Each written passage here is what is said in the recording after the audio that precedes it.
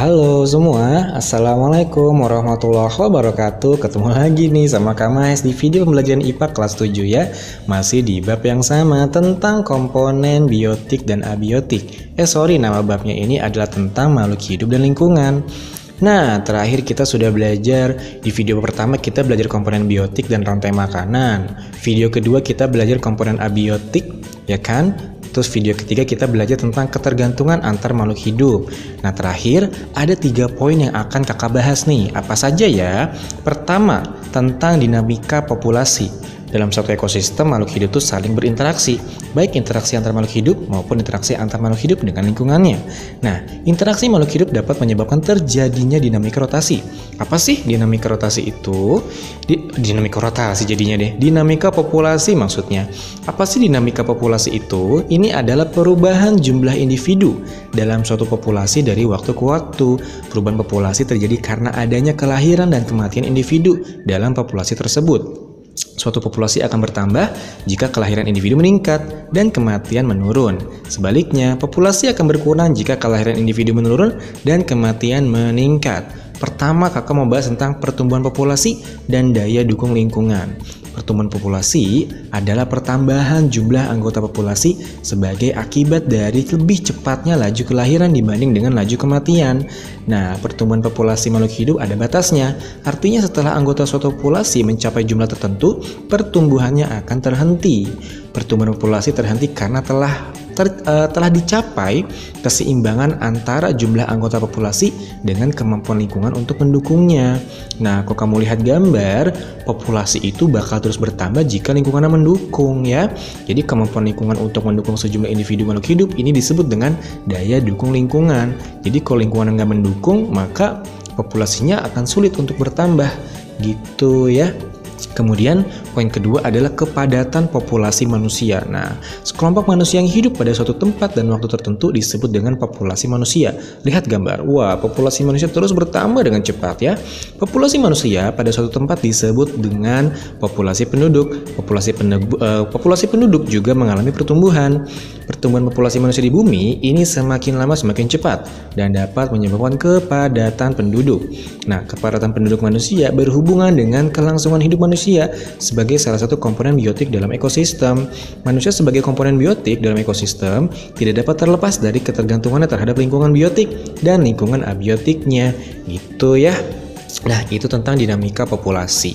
Sekarang tentang pengaruh manusia dalam keseimbangan alam. Wah, apa saja sih pengaruhnya? Inilah beberapa kegiatan manusia yang dapat merusak keseimbangan alam. Nah, ini kamu jangan sampai melakukannya ya. Pertama, penebangan pohon dan penggundulan hutan yang dapat menyebabkan erosi dan banjir. Banyak loh hewan liar yang kehilangan tempat tinggalnya gara-gara hutannya dirusak. Nah, kemudian kedua, penebangan hutan juga mempengaruhi perubahan iklim. Tuh, jumlah karbon dioksida meningkat sehingga suhu lingkungan meningkat dan curah hujan pun bakal menurun. Nah, ketiga, perbuluan liar merusak keseimbangan rantai makanan, jadi mengganggu keseimbangan ekosistem adik-adik. Contohnya, pembunuhan harimau dalam jumlah yang besar akan membuat populasi rusa meningkat. Jumlah rusa yang banyak ini akan menyebabkan rusa merusak tanaman petani untuk mencari makanan.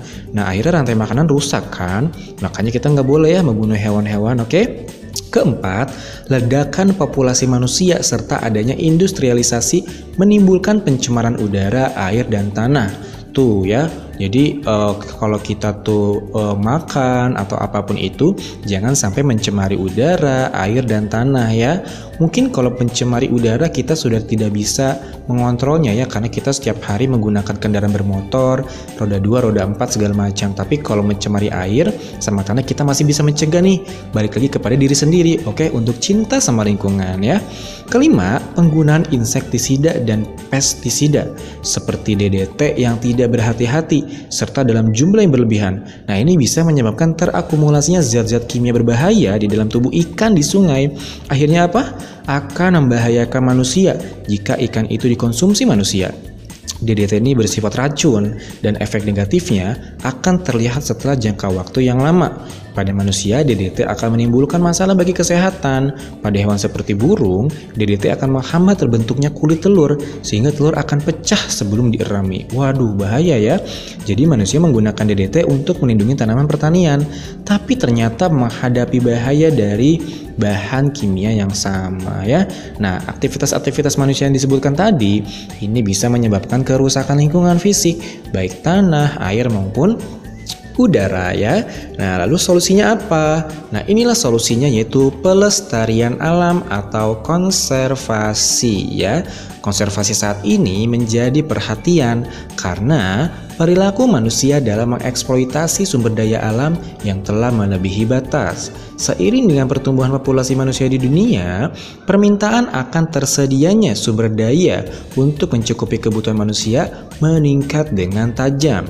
Contohnya, banyak hewan liar yang diburu untuk mendapatkan daging, kulit, bulu, lemak, minyak, tulang, gading, dan produk lainnya. Hal ini menyebabkan penurunan sejumlah spesies hewan ke tingkat yang memprihatinkan, bahkan menuju kepunahan. Nah, penggundulan hutan juga membawa kehancuran pada kehidupan berbagai jenis hewan, ya. Nah, untuk alasan inilah sumber daya alam harus kita lestarikan. Jadi, tetap akan ada sumber daya yang cukup demi generasi akan datang, gitu ya. Untuk generasi yang akan datang. Tapi, kita harus mengerti bahwa konservasi tidak berarti bahwa kita harus berhenti menggunakan sumber daya sama sekali. Ini lebih berarti bahwa kita harus menggunakan sumber daya alam secara arif dan bijaksana. Jadi, kalau ditanya konservasi itu apa sih? Konservasi ini adalah upaya penggunaan sumber daya alam secara arif dan bijaksana. Arif ya, kok alif sih? Jadi cadel nih kakak nih, oke? Nah, jadi konservasi ini adalah upaya penggunaan sumber daya alam secara arif dan bijaksana. Nah, penggunaan sumber daya alam yang boros dan berlebihan akan mengakibatkan ketidakseimbangan berbagai komponen alam. Nah, lalu pertanyaannya adalah apa sih tujuannya konservasi? Konservasi ini bertujuan untuk menjaga kualitas lingkungan, seperti memelihara lingkungan yang bebas polusi dan memastikan tersedianya lahan bercocok tanam dan tersedianya hewan serta produk lain secara kontinu. Nah, itu deh. Jadi tadi kita sudah bahas apa ya? Tadi ada 3 poin ya yang kita bahas ya. Pertama, kita tadi sudah membahas tentang dinamika populasi ya.